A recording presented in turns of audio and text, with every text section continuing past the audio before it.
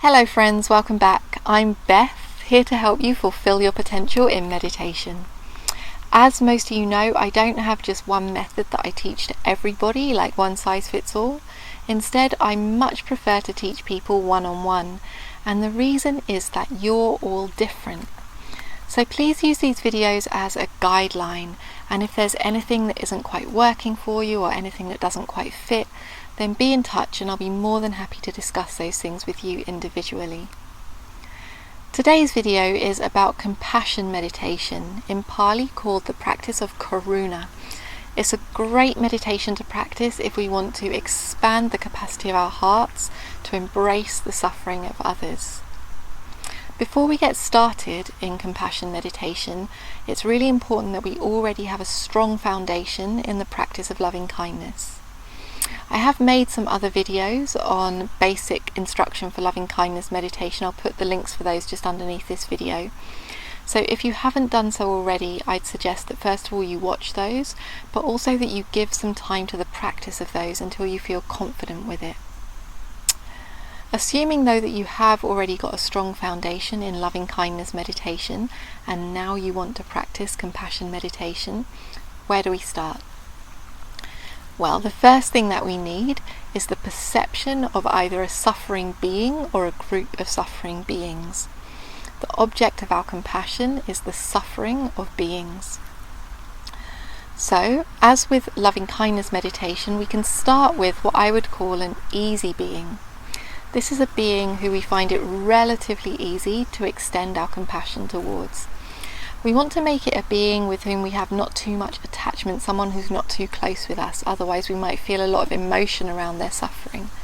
So a good being to start with is somebody who we like and respect but have a little bit of distance from.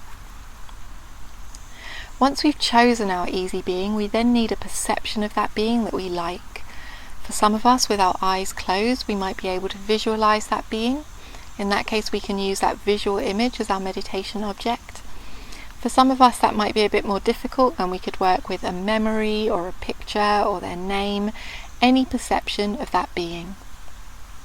And once we've chosen that being, we want to tap ourselves into any suffering that they might be experiencing. Now, it doesn't have to be extreme suffering that we look at here. It can just be the normal suffering of life that we all experience from time to time. So once we've chosen our easy being, and we've tapped ourselves into any suffering they might be experiencing, we then want to find a few words that feel really sincere to us, that convey our wish for them to be free from that suffering. We want to choose words that aren't idealistic or monotonous or robotic or dry, but words that genuinely ignite in us a feeling of compassion. So we have our easy being and we have our words of compassion. And so we can start the practice in the normal way by relaxing our bodies, relaxing our minds, bringing our attention to our easy being, and using our words of compassion to apply our mind to them again and again. As we do that, we might notice that our mind starts to become calm and concentrated on sending our compassion to that easy being. At that time, we can then turn our attention to ourselves and practice compassion to ourselves in the same way. When we switch to pay attention to ourselves, we might notice that the quality of compassion starts to change.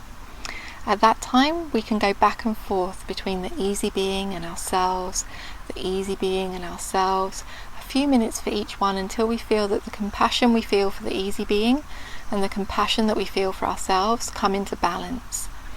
One of the reasons that I tend to suggest that people don't start with themselves is often we are not the easiest person to feel compassion for. It's not easiest for us to feel compassion towards ourselves. So this is one way that we can ease our way into feeling compassion for ourselves. Once compassion for ourselves is well established, then we can work on sending compassion to other beings, starting with the easier ones and working towards the more difficult ones. The more difficult ones here will tend to be the ones who we have more attachment to or a closer relationship with, because we might feel like their suffering impacts us more.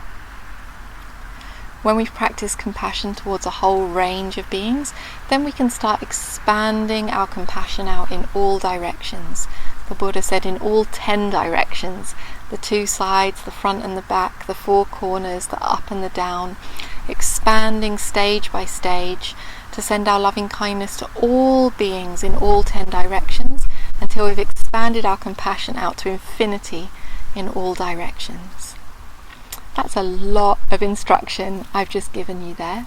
And what I would suggest with compassion meditation is to go for quality over quantity. So there's no need to rush your way through the instructions.